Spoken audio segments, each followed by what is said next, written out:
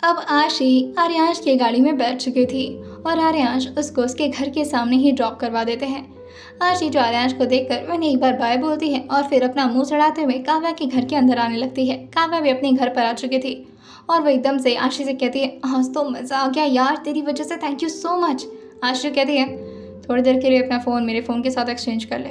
काव्या जो कहती है, और वो क्यों, तू कभी अपना फ़ोन ले रही है कभी मुझे अपना फ़ोन दे रही है, मुझे समझ नहीं आ रहा। आशी जो काव्या से कहती है, तुझे कुछ भी समझने की ज़रूरत नहीं है, तू फ़ोन ला। और ये बोल करके वो सीरियसली अपना फ़ोन लेती है और काव्या को उसका फ़ोन दे देती है और अपने घर के अंदर आ जाती है।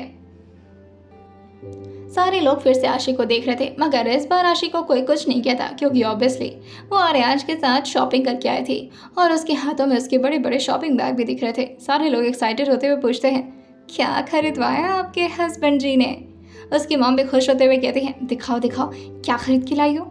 आशी कहती है, एक काम करो आप ही लोग देख लो और जो अच्छा लगे ना आप लोग पहन भी लेना उसको। और ये बोल करके वो अपने रूम की तरफ भाग जाती है। उसे ज़रा भी देरी नहीं करनी थी। उसके हाथ में एक और बैग था जिसमें बहुत सारे ट्रैकर्स थे, लेकिन वो गलती से उसने सुरभि जी के पास ही छोड़ दिया था। वैसे तो वो पिज़्ज़ा बॉक्स के अंदर था, जिसकी वजह से सारे बच्चे एक्साइटेड होते हुए कहते हैं, ओ माय गॉड, इतना बड़ा पिज़्ज़ा लाई है दी हमारे लिए। कि तभी आशी को याद आता है कि उसने पिज़्ज़ा बॉक्स के अंदर इतने सारे ट्रैकर्स छोड़ रखे हैं, अगर वो बच्चों के हाथ में लग गया तो वो उसे खिलौना समझ करके खेल डालेंगे। आशी फिर से जल्दी जल्दी अपने रूम से बाहर निकलती है और सीढ़ियों के रेलिंग से जल्दी से सरकते हुए नीचे की तरफ आ जाती है और दौड़कर सुरभि जी से बैग लेते हुए कहती है, वो मेरा है पर्सनल, आप लोग इसको एंजॉय करिए और ये मेरा सामान है, इसको कोई नहीं छुएगा। और ये बोल करके वो फिर से बैग ले करके ऊपर की तरफ भाग जाती है। सारे बच्चों के चेहरे पर फिर से निराशा छा गई थी। सबको लगा था कि आशी उनके लिए पिज़्ज़ा लेकर आई है, मगर वो तो पिज़्ज़ा अपने साथ ही ले जाती है। जल्दी जल्दी आशी उस पिज़्ज़ा बॉक्स को खोलती है और अपने दरवाजे के अंदर से कुंडी लगाते हुए उन सारे ट्रैकर्स को निकाल करके देखने लगती है। आशी जो बिना देरी किए युवान को मैसेज करना चाह रही थी, लेकिन उसे समझ नहीं आ रहा था कि वो अपने फ़ोन से तो ये नहीं कर सकती, मगर उसे ये भी पता था कि आर्यांश बहुत जल्दी उसको कॉल करेंगे और आशी को फ़ोन उठाना पड़ेगा, वरना आर्यांश को जो भी हल्का फुल्का डाउट हो रहा है वो यकीन में बदल जाएगा और फिर आर्यांश उस पर कड़ी नज़र रखना शुरू कर देंगे, जो कि आशी बिल्कुल भी नहीं चाहती थी। आशी उन सारे ट्रैकर्स को गिनते हुए कहती है, 35 गाड़ियों में और ट्रैकर्स लगाने पड़ेंगे, लेकिन ये पॉसिबल कैसे हो सकता है। मैं इस वक्त उनकी गाड़ी के पास कैसे जा सकती हूँ, लेकिन मुझे ये काम जल्द करना होगा, क्योंकि जल्द से जल्द अगर उन लड़कियों को नहीं बचाया तो फिर ना जाने उन लड़कियों को उसके बाद कहाँ शिफ्ट कर देंगे। वैसे भी मुझे लगता है कि इलेक्शन में उन लड़कियों को अपने शहर में तो ये नहीं रखने वाले, क्योंकि इससे उनके वोटिंग पर ख़तरा हो सकता है। मुझे जल्द से जल्द ये करना होगा, लेकिन कैसे करूँ मैं, कैसे जाऊँ उनकी गाड़ियों के पास और कैसे। कि तभी आशी के एकदम सोच के मुताबिक आर्यांश का कॉल उसके फ़ोन पर आ जाता है। आशी को ये बात बहुत अच्छे से पता थी और जैसे ही आर्यांश का कॉल उसके फ़ोन पर आया था, उसके चेहरे पर एक विनिंग स्माइल आ जाती है और वो खुद से ही कहते हैं, मुझे सब पता रहता है, मुझे पता था कि आप मुझे कॉल करेंगे और ये जानने की कोशिश करेंगे कि ये फ़ोन मेरे पास है भी या नहीं। खैर, अब आपका फ़ोन आया तो रिसीव तो करना ही पड़ेगा। और ये बोल कर कि वो फ़ोन रिसीव कर लेती है। आर्यांश आशी से पूछते हैं, तुम्हारा फ़ोन ठीक हो गया। आशी कहती है, हाँ ठीक हो गया, पता नहीं अचानक से कुछ हो गया था। आर्यांश कहते हैं, कहीं किसी ने हैक तो नहीं कर लिया था। आशी कहती है, क्या मतलब है। आशी को समझ नहीं आता कि आर्यांश ने अचानक से ये क्यों पूछा है, क्योंकि अभी तक हैकिंग तो उन्हीं की टीम कर रही थी आशी के फ़ोन को। आशी जो धीरे से कहती है, आपको ऐसा क्यों लगता है आर्यांशी, और मेरा फ़ोन भला कौन ही हैक करेगा, मैं कौन सी बहुत बड़ी बिजनेस वुमेन हूँ। आर्यांश कहते हैं, नहीं अब तुम्हें संभल कर रहना होगा, तुम्हारा अपना कैफ़े शॉप है भाई, बहुत बड़ी बड़ी डीलिंग्स करनी है अब आगे तुम्हें। आशी कहती है, हाँ वैसे बहुत बड़ी बड़ी डीलिंग्स तो करनी ही है, बहुत बड़ी बड़ी चीज़ों को संभालना है, बहुत बड़ी बड़ी रिस्पॉन्सिबिलिटी है मेरे कंधे पर। आर्यांश कहते हैं, वैसे इतनी भी बड़ी बड़ी चीज़ें नहीं है जितना तुम सोच रही हो। आशी कहती है, कुछ बातें ऐसा भी तो हो सकता है कि आपको ना पता हो। आर्यांश कहते हैं, वैसे ऐसी कोई बात होती नहीं है जो तुम्हारे बारे में हो और मुझे पता ना हो। आशी कहती है, काश मेरी तरह आप भी खुली किताब होते, जो होते सामने होते, पीठ पीछे कोई आपका रहस्यमय चेहरा ना होता। आर्यांश कहते हैं, और तुम्हें ऐसा क्यों लगता है कि मेरा कोई सीक्रेट चेहरा जो कि मैं तुमसे छुपाने की कोशिश कर रहा हूँ। आशी कहती है, मुझे तो यही नहीं पता कि आप मुझसे शादी क्यों कर रहे हैं, ये कौन सा इश्क है जो अचानक से आपको मुझसे हो गया है। आर्यांश कहते हैं, ये बताने के लिए मुझे वक्त चाहिए होगा। आशी कहती है, तो कब चाहिए मेरा वक्त आपको, मेरा तो हर वक्त आपका ही है। आर्यांश कहते हैं, अच्छा काफ़ी रोमांटिक हो रही हैं। आशी जो कहती है, हाँ अब होना तो पड़ेगा, सिर्फ आप ही रोमांटिक हो ये भी तो कोई बात नहीं होती ना, मुझे भी तो रिस्पॉन्ड में थोड़ा बहुत रोमांटिक होना पड़ेगा। आर्यांश जो कहते हैं, ठीक है फिर मिलिए कभी, अच्छे से बताते हैं आपको कि मेरा दूसरा चेहरा क्या है और क्यों मैं आपसे शादी करना चाहता हूँ। आशी जो कहती है, ओके देन, मैं वेट करूँगी उस दिन का जब आप अपनी सच्चाई मुझे खुद बताएंगे। आर्यांश जो कहते हैं, सच्चाई का तो पता नहीं लेकिन अपने दिल की फीलिंग्स ज़रूर बताना चाहूँगा आपको, और वैसे भी बात जहाँ तक रही सच्चाई की तो सच्चाई बताई नहीं जाती है, उसे पता लगाया जाता है। आशी जो कहती है, वो भी जल्द हो जाएगा मिस्टर आर्यांश रायज़ादा जी। वहीं आशी ये बोल करके अपना फ़ोन कट कर देती है। आर्यांश भी दूसरी तरफ से फ़ोन को देखते हुए कहते हैं, पता नहीं किस बात के पीछे पड़ी हुई है, लेकिन कुछ तो बात है जो उसके हाथ में आ गई और ये बात मुझे नहीं पता है। वही शाश्वत उनके बगल में खड़ा था, वो उनसे कहता है, सर अगर आप चाहें तो हम पता लगा सकते हैं। आर्यांश जो कहते हैं, ज़्यादा दिन तक इस बात को ये छुपा नहीं पाएगी, खुद पता चल जाएगा और ज़्यादा इसके पीछे जाने की ज़रूरत नहीं है। वैसे भी इसे काफ़ी हद तक डाउट हो गया है कि मैं इसके फ़ोन को हैक करता हूँ और इसकी कॉल वगैरह को फॉरवर्ड करवाता हूँ, इसी वजह से अब ये काफ़ी ज़्यादा सतर्क होती जा रही है। मैं नहीं चाहता हूँ कि इसे और भी ज़्यादा डाउट्स हो और ये मुझसे दूर जाए। जैसे तैसे करके वो शादी के लिए मानी है तो पहले शादी हो जाने दो, उसके बाद तो उसकी सारी ज़िंदगी मेरे कंट्रोल में रहेगी। वहीं दूसरी तरफ आशी जो तुरंत ही फ़ोन को रखते हैं और काव्या का लैपटॉप उठा करके अपने लैप पर रखते हुए आराम से आकर के बेड पर बैठ जाती है और जल्दी जल्दी आर्यांश के मेंशन को अच्छे से एक्सप्लोर करने लगती है कि तभी सुरभि जी जो लगातार नीचे से आशी आशी चिल्लाए जा रही थी, वहीं उसके कुछ रिश्तेदार भी लगातार आशी का नाम चिल्ला रहे थे। आशी जो अपने कानों पर हाथ रखते हुए कहती है, अरे भगवान जी क्या है यार, ये थोड़ा देर शांति से काम नहीं करने दे सकते ये लोग। वो फ्रस्ट्रेशन में लैपटॉप को बगल में रखती है और फिर से दरवाज़ा खोलते हुए कहती है, क्या है, क्यों बुलाए जा रहे हो मुझे। वही सुरभि जी जो कहती है, जरा नीचे तो आना, तुमसे कुछ बात करनी है आशी। आशी जो कहती है, अरे बाद में भी तो हो सकती है ना बात यार, मम्मी अभी मैं थक के आई हूँ, मुझे थोड़ी देर आराम करना है। सुरभि जी जो कहती है, आराम करने वाली तो हालत नहीं लग रही तुम्हारी, मुझे लग रहा है कुछ खुरापात कर रही हो तुम। आशी जो फिर से रेलिंग से सरकते हुए नीचे आती है और हॉल के अंदर आते हुए कहती है, क्या है मम्मी। सुरभि जी जो कहती हैं, ये साड़ी, ये तो रेड कलर की साड़ी है ना, तुम्हें तो रेड कलर बिल्कुल नहीं पसंद था। आशी जो कहती है, ये पूछने के लिए बुलाया था मुझे, मतलब यार ऐसे ऐसे बात करने के लिए तो मुझे नीचे बुला देती हो मम्मी, इसीलिए फिर कहती हो मोटी नहीं हो रही। मैं कहाँ से मोटी होंगी, बातों बातों में तो तुम ऊपर नीचे करवाती थी, तो मैं कोई चिड़िया हूँ क्या। सुरभि जी जो कहती हैं, नहीं मतलब मैं तो बस पूछ रही थी कि तुम्हें ऐसे रंग तो पसंद नहीं है, और ऊपर से साड़ी खरीद के लाई हो तुम, किसके लिए है ये, अपने लिए खरीदा है ना। आशी जो कहती है, पता नहीं ज़रूरत पड़ेगी भी या नहीं, वैसे हालात तो ऐसे लग रहे हैं कि ज़रूरत नहीं पड़ेगी मुझे साड़ियों की। सुरभि जी जो कहती हैं, और वो क्यों, क्या तुमने फिर से कोई गड़बड़ कर दी है।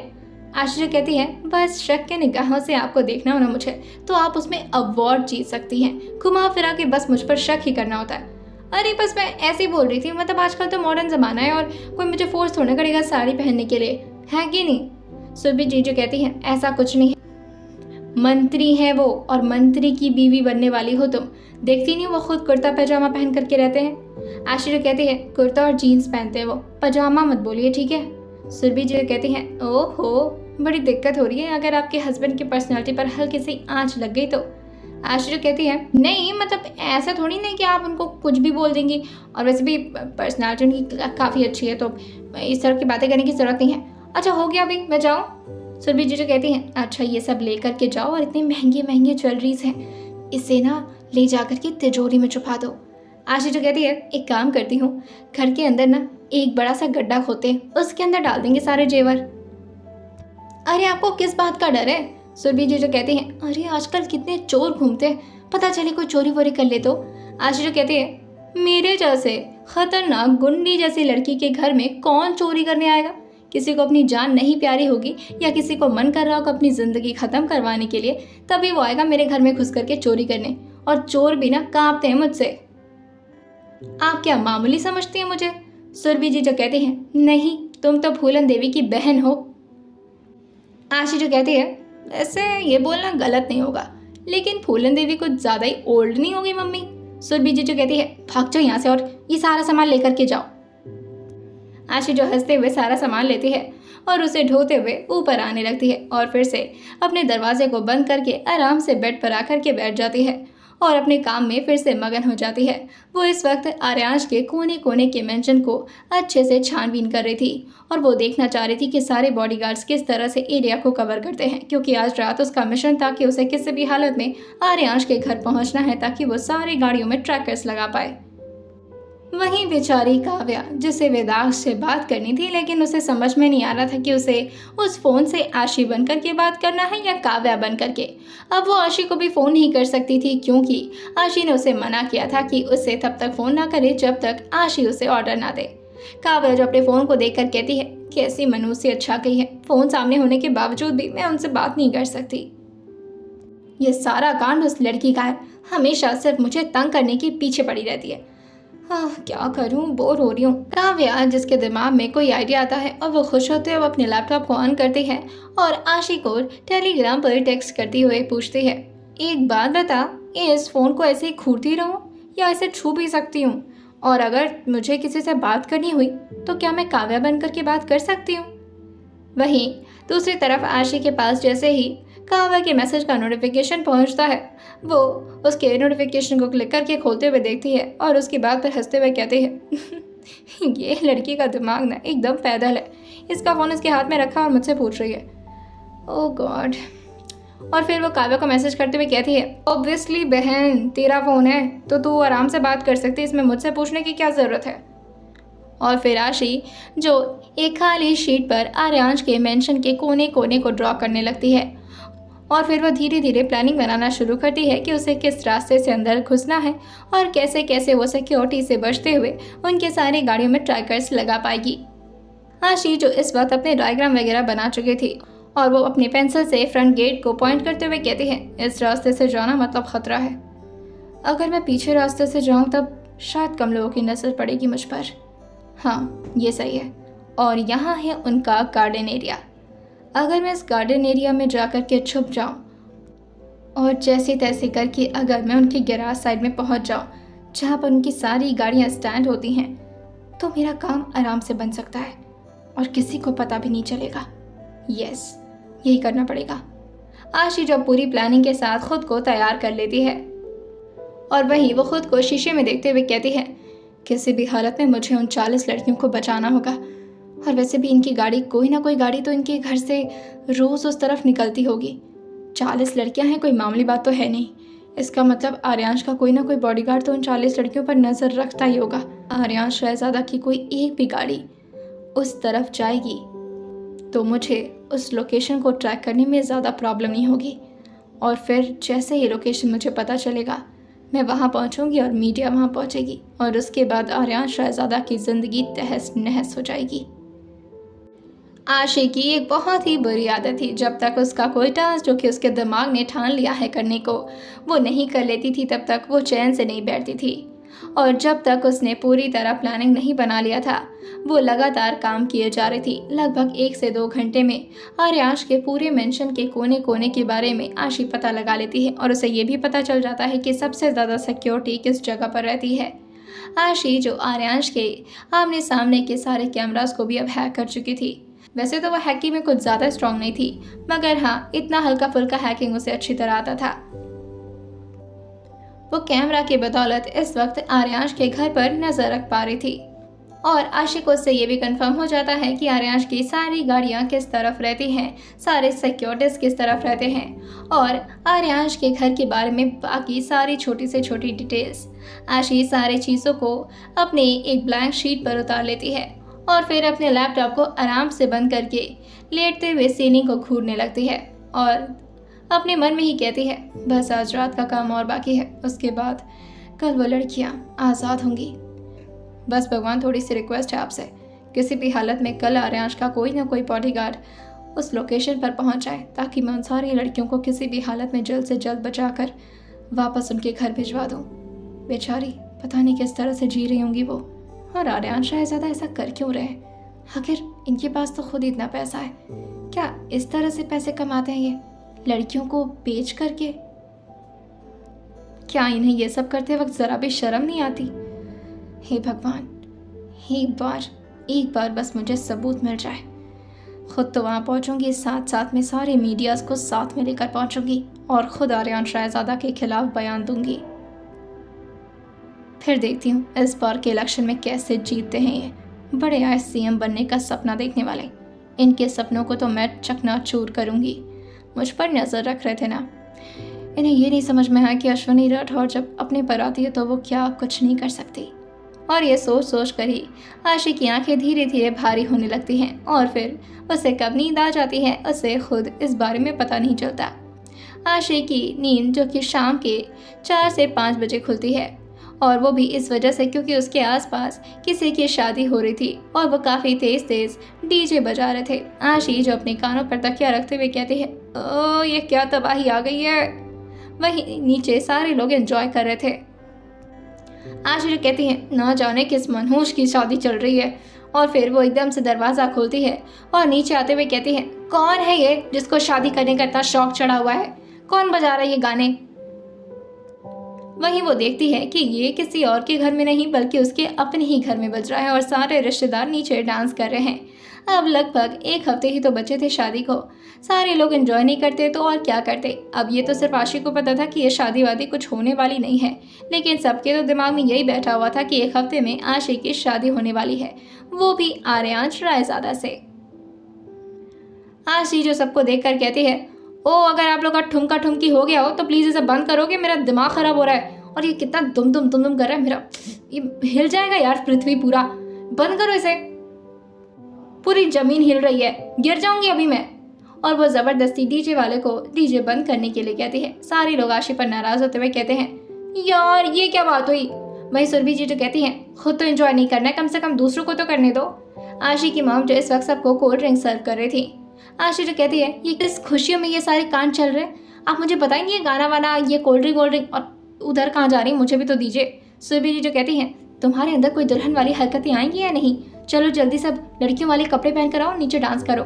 आशी जो कहती है, मैं क्यों डांस करूं, और वैसे भी पैसे मिलने वाले हैं क्या? सुरभि जी जो कहती हैं, पागल हो गई हो, पैसों के लिए डांस करोगी तो? आशी जो कहती है, मैं टैलेंट ऐसे नहीं दिखाती हूँ, मेरे अंदर कहती है, मेरे अंदर जितने भी टैलेंट्स हैं ना, मैं उसे फ्री में इस्तेमाल नहीं करती हूँ। हाँ अगर पैसे वैसे मिलेंगे तो शायद मैं कर दूँ, अपना टैलेंट दिखा दूँ। सुरभि जी जो कहती हैं, चुपचाप से अंदर जाओ, लड़कियों वाले कपड़े पहन कर आओ। एक काम करो, मैं तुम्हारे लिए बहुत सारे अच्छे अच्छे सूट खरीद के लाई थी, तुम वही पहन लो। आशी जो कहती है, मम्मी ऐसा कुछ नहीं होगा, मुझे किसी काम से बाहर जाना है।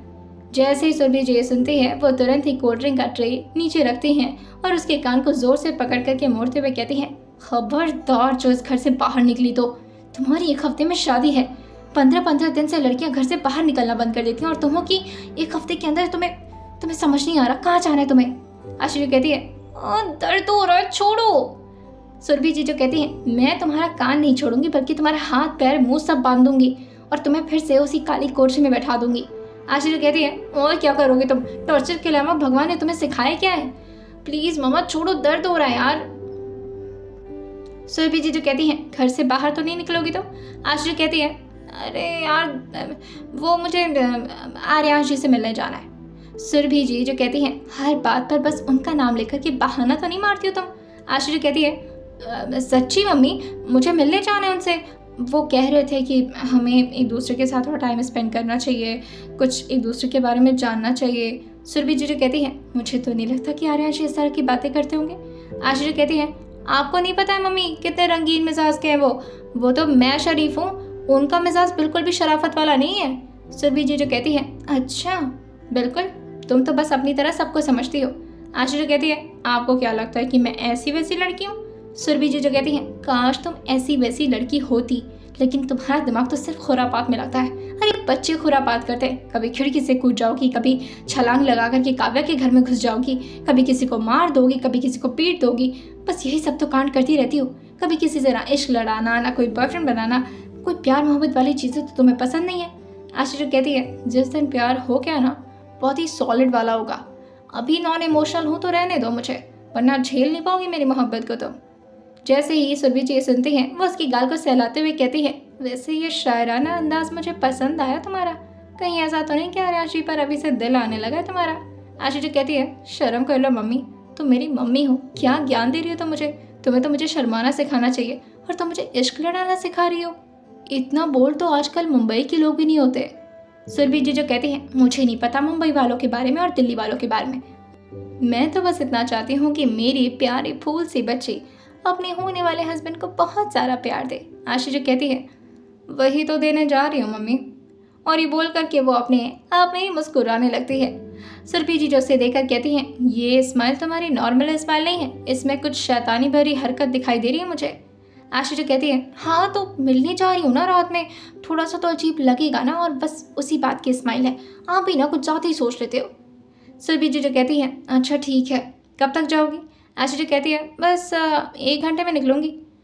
सुरभि जी जो कहती है, मगर एक शर्त पे ही बाहर निकलने दूंगी। आशी जो कहती है, आपकी सारी शर्त मंजूर है, बताइए क्या चाहिए आपको? सुरभि जी जो कहती हैं, मुझे कुछ नहीं चाहिए, बस तुम साड़ी पहनकर उनसे मिलने जाना। जैसे ही आशी सुनती है, वो 2 कदम पीछे होते हुए कहती है, ओ मम्मी क्या बोल रही हो? साड़ी पहन करके मैं कैसे निकलूंगी? मुझे तो चलना भी नहीं आता साड़ी पहन करके। सुरभि जी कहती हैं, इसीलिए तो साड़ी पहन करके जाओगी, थोड़ा डिसबैलेंस होगी, तभी तो वो तुम्हें संभालेंगे। आशी जो कहती है, यही सब करके पापा को पटाया था ना? हाँ हाँ हाँ। सुरभि जी जो कहती हैं, हक पागल, ऐसे नहीं बोलते। आशी जो कहती हैं, अच्छा जी, तो मतलब मुझे इस तरह के हुनर कहाँ से सिखाए जा रहे हैं? आपको किसने सिखाया था ये सब? सुरभि जी जो कहती हैं, मुझे ये सब सिखाने की ज़रूरत नहीं पड़ी थी, मैं खुद ही दिमागदार थी, और ऐसे थोड़ी ना तुम्हारे पापा मुझे मिल गए। अपने टाइम में अपनी क्लास के हीरो हुआ करते थे, मैं भी बस साड़ी पहन करके उनके सामने चली गई थी, और फिर जो मुझ पर लट्टू हुए थे ना वो। आशी कहती है, बस बस बस, अपनी प्रेम कहानी शुरू मत कर दीजिए आप, मतलब पटाने में काफ़ी टैलेंटेड रही हैं आप। सुरभि जी जो कहती हैं, इसे पटाना नहीं कहते, इसे लड़कियों की नज़ाकत कहते हैं, अदाएं कहते हैं, जो कि तुम्हें बिल्कुल नहीं आता। पता नहीं कहाँ से मेरी बेटी बन गई हो। आशी जो कहती है, दिमाग में तो बेटा बेटा रहा होगा, गलती से बेटी पैदा हो गई हूँ, भगवान ने दोनों मिक्स कर दिया है। सुरभि जी जो कहती हैं, ऐसे नहीं बोलते, गंदी बात होती है। आशी जो कहती है, हाँ हाँ मैं समझ रही हूँ आप कहाँ कहाँ सोच रही हैं, लेकिन भगवान की कृपा से ऊपर से नीचे तक पूरी लड़की बना करके भेजा है मुझे, और थोड़ी बहुत नज़ाकत है मेरे अंदर, लेकिन आ जाएगा ना, थोड़ा बहुत सीख लूँगी बाद में, लेकिन साड़ी पहन करके नहीं जाऊँगी। सुरभि जी जो कहती हैं, ठीक है फिर बाहर निकलने भी नहीं दूँगी मैं। आशी जो कहती है, अरे यार क्या ये, अच्छा ठीक है चली जाऊँगी साड़ी पहन करके। और फिर वो जैसे तैसे करके ऊपर आती है और अपने सर पर हाथ रखते हुए बेड पर बैठते हुए कहती है, यार साड़ी पहन करके बाउंड्री कैसे कूदूंगी मैं, चुड़ैल लगूंगी यार फिर तो। कहीं ऐसा ना हो कि सारे बॉडीगार्ड्स चुड़ैल समझ करके मुझ पर शूट ही कर दे। नहीं नहीं नहीं नहीं, साड़ी पहन करके तो नहीं जा सकती, कुछ और करना पड़ेगा। लेकिन अगर साड़ी नहीं पहनी तो मम्मी बाहर नहीं निकलने देंगी। वहीं थोड़ी देर में सुरभि जी अंदर आते हुए कहती हैं, चलो मैं तुम्हें साड़ी पहना कर तैयार कर देती हूँ बेटा। आशी जो कहती है, पहली बार आप खुद मुझे बाहर भेजने के लिए इतना बेताब हो रही हैं। आशी की मॉम सुरभि जी जो कहती हैं, पहली बार तुम इतने प्यार से आशी से मिलने जो जा रही हो इसीलिए, और वैसे भी अब तो बस 1 हफ्ते बचे शादी को, तो थोड़ा बहुत क्लोजनेस नहीं बनाओगी तो फिर आने वाले टाइम में तुम समझ रही होगी ना बेटा। आशी जो कहती है, मैं कुछ नहीं समझ रही, और गंदी संदी बातें मत क्या करो मुझसे तुम। सुरभि जी जो कहती हैं, इसमें गंदी संदी बातें कुछ नहीं है, इस सब करना पड़ता है, पति और पत्नी के बीच में सब होता है। आशी जो कहती है, तौबा तौबा, ऐसी अश्लीलता वाली बात करते हुए शर्म नहीं आती तुमको? मैं कुछ नहीं कर रही, साड़ी पहन करके इसलिए जा रही हो कि तुम बोल रही हो। और ये बोल करके वो खड़ी हो जाती है और सुरभि जी से कहती है, लो पहनाओ। सुरभि जी जो कहती हैं, शर्ट के ऊपर साड़ी पहना दो तुम्हें, पागल हो गई हो तुम, चलो अच्छे से पहनो। आशी जो कहती है, फिर रहने दो, मैं खुद पहन लूँगी, तुम्हारे सामने कपड़े थोड़ी ना उतारूंगी मैं। सुरभि जी जो कहती है, अच्छा मेरे सामने बड़ी शर्म आ रही है तुम्हें, हाँ देखती हूँ आर्याशी के सामने कितना शर्माओगी। आशी जो एकदम से अपने हाथ को अपने चेहरे पर रखते हुए कहती है, मम्मी यार बहुत गंदी गंदी बातें करती हो यार तुम। सुरभि जी जो कहती है, अब इसमें शर्माने वाली बात थोड़ी ना है, अब ये तो तुम्हें सीखना ही होगा ना। आशी जो कहती है, हे भगवान कहाँ से ये सारी बातें आती तुम्हारे दिमाग में। सुरभि जी जो कहती हैं, अगर नहीं आती तो तुम भी नहीं होती, और फिर इतनी बदमाशी करके मेरा सर भी नहीं खाती। आशी जो कहती है, काश ना होती मैं, पता नहीं ये सब करने के लिए थोड़ी ना पैदा हुई इस दुनिया में, मुझे तो सिर्फ खून फान करना पसंद है। सुरभि जी जो कहती हैं, हाँ बस इसी तरह कर करके ना बच्चा पैदा नहीं होगा। आशी जो कहती है, बस कर जाओ माँ, बस कर जाओ, अब क्या पूरी डिटेल्स में बायोलॉजी समझाओगी तुम मुझे। सुरभि जी जो कहती हैं, नहीं फिलहाल मैं बस तुम्हें साड़ी पहनाने के लिए आई हूँ तो वही करूँगी, चलो। और ये बोल कर कि वो उसे ज़बरदस्ती उसके शर्ट को उतरवाती हैं और अपने हाथ से उसे साड़ी पहनाना शुरू कर देती हैं। थोड़ी देर में ही आशी को वो पूरी तरह से साड़ी पहना चुकी थी और सुरभि जी आशी को बहुत ही मॉडर्न तरीके से साड़ी पहनाती हैं, जो कि आजकल में ट्रेंड में चल रहा था, जिसकी वजह से आशी जो अपने पैर को आगे बढ़ाती है तो कहती है, यार मम्मी ये तो पैर ही आगे नहीं बढ़ रहा यार, ऐसे कैसे चलूंगी। आशी की मॉम सुरभि जी उससे कहती है, लड़कियां ऐसे ही चलती हैं, वो बात अलग है कि तुम जीन्स पैंट पहन करके अपने एक कदम को खली जैसे आगे बढ़ाती रहती हो। आशी जो कहती है, इस तरह से चलोगे ना तो 2-3 साल लग जाएंगे वहां पहुंचते पहुंचते, थोड़ा सा तो ढीला करो। सुरभि जी जो कहती हैं, बिल्कुल नहीं, ऐसे ही जाओगी, ऐसे अच्छा लग रहा है तुम पर। आशी जो खुद को शीशे में देखकर कहती है, बड़े वल्गर तरीके से साड़ी पहना है तुमने। वहीं सुरभि जी जो कहती हैं, आजकल इसी तरह से ट्रेंड में चला है और मुझे तो अपनी बेटी को खूबसूरत दिखाना है ना, इसीलिए। आशी जो कहती है, खूबसूरत से ज़्यादा तो हॉट लग रही हूँ मैं, भगवान कहीं मुझे खुद की नज़र ना लग जाए। वहीं आशी जो कहती है, अब चलती हूँ मैं, ठीक है, और ज़्यादा तैयार व्यार मत करने लगो। वहीं सुरभि जी जो उसको बैठाते हुए कहती हैं, चुपचाप से यहाँ बैठो, अच्छे से तैयार करके भेजूंगी ताकि आज आर्याशी को तुम बहुत खूबसूरत लगो। आशी जो कहती है, पसंद आ चुकी है मैं उन्हें, शादी हो रही है मेरी उनसे, अब कितने बार पसंद करवाना है। सुरभि जी आशी को समझाते हुए कहती हैं, लड़कियों को अपने हस्बैंड के लिए हमेशा सजना संवरना पड़ता है ताकि उनका दिल तुम में बना रहे। आशी जो कहती है, फिर तो यार ये कंपटीशन हो जाएगा मार्केट में, बहुत सारी लड़कियां खूबसूरत बनकर घूमती हैं, उनका दिल किसी पर भी आता जाएगा। सुरभि जी जो कहती हैं, यही तो टेक्निक होता है, लड़कियों के अंदर ये कला होनी चाहिए कि वो अपने हस्बैंड को इधर उधर देखने तक ना दे। आशी जो कहती है, मुझे नहीं चाहिए ये कोई टेक्निक, और हाँ, उनकी इतनी हिम्मत है जो इधर उधर देख पाएंगे, उनकी नज़र को अपने ऊपर इस तरह से गड़ा दूंगी ना मैं कि उनकी हिम्मत नहीं होगी इधर उधर देखने की। और वैसे भी लड़कियों को इतना क्या चाहिए होता है अपने हस्बैंड का अटेंशन, अगर वो किसी और को अटेंशन दे रहा तो आप किसी और को दे दो, दुनिया में सिर्फ एक ही हैंडसम हस्बैंड थोड़ी ना होगा, और भी बहुत सारे लड़के होते हैं। सुरभि जी उससे कहती हैं, तो क्या तुम किसी और लड़कों को भी ताड़ती हो। आशी जो कहती है, मुझसे अपना हस्बैंड तो ताड़ा नहीं जा रहा, मैं किसी और को क्या देखूंगी, अब हो गया तुम्हारा, मैं जाऊं, ऐसे क्यों तैयार कर रही हो, जंग पर नहीं जा रही हूं मैं। सुरभि जी जो कहती हैं, चुपचाप से बैठी रहो, लिपस्टिक तो लगाने दो। और आशी को वो पूरी तरह से मेकअप करके तैयार कर देती हैं। आशी थोड़ी देर में अपनी आंखें खोल करके जब देखती है तो वो देख कर कहती है, आज ही कहीं शादी वादी तो नहीं करवाने का इरादा है तुम्हारा। सुरभि जी जो कहती हैं, भग, ऐसा कुछ नहीं है, तुम इसी तरह से प्यारी लगती हो और देखो कितनी खूबसूरत लग रही हो। सुरभि जी उसे देखकर कहती हैं, नजर ना लगे मेरी बेटी को, तुम्हारे पर रेड लिपस्टिक बहुत सूट करता है। आशी जो कहती है, अब जाने भी दो यार, और ये बोल करके वो शॉपिंग बैग उठाती है और अपना फ़ोन उठाती है और उस शीट को भी उठाती है जिसमें उसने आर्यांश के मेंशन को बनाया था और उसने अपने सारे प्लानिंग्स को डिटेल में लिख रखा था।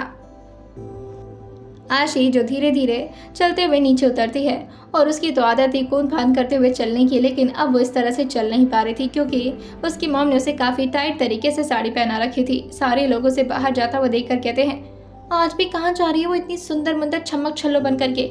सुरभि जी जो कहती हैं, अपने होने वाले हस्बैंड से मिलने जा रही है, और हर बात ना इस तरह से पूछा मत करो तुम लोग, वैसे भी मेरी बेटी है, मुझे पता है उसके साथ क्या करना है और क्या नहीं, उसे कितनी फ्रीडम देनी है कितनी नहीं, ये आप लोगों को बताने की जरूरत नहीं है।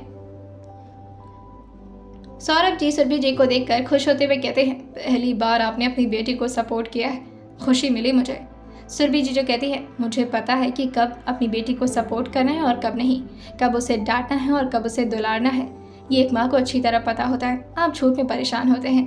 वहीं बाहर आशी जो लगातार लिफ्ट मांगे जा रही थी मगर उसे कोई लिफ्ट देने को तैयार ही नहीं था।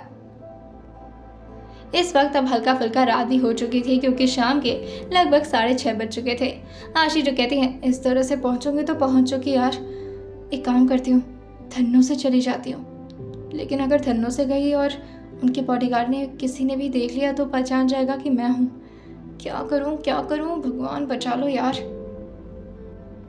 आइए जानते हैं आशी कैसे पहुंचेगी आर्यांश के मेंशन में और कैसे लगा पाएगी वो सारे गाड़ियों में ट्रैकर्स, क्या हो पाएगा उसका ये प्लान सक्सेसफुल और निकाल पाएगी उन 40 लड़कियों को उनके कब्जे से। आइए जानते हैं आने वाले एपिसोड में और सुनते रहिए पोस्ट मैरिज विद मिनिस्टर सिर्फ और सिर्फ स्टोरी विद सौम्या के साथ।